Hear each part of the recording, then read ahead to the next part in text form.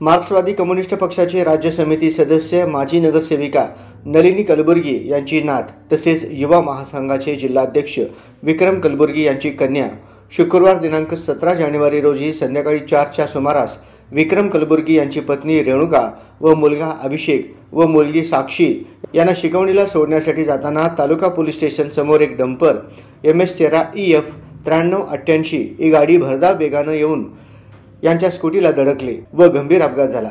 त्यात साक्षी गंभीर जखमी झाली। तात्काळ महिला रुग्णालय येथे दाखल केले। त्यानंतर अश्विनी रुग्णालय येथे नेण्यात आले।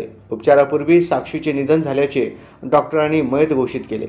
सोलापूर छत्रपती शिवाजी महाराज सर्वोपचार रुग्णालयात शवविच्छेदन करण्यात आले। आज सकाळी 7 रस्ता मोदी येथील ख्रिश्चन समाज स्मशानभूमी येथे पार्थिवावर अंत्यसंस्कार करण्यात येणार आहे। विक्रम कलबुर्गी यांना 2 मुली 2 मुले असा परिवार आहे।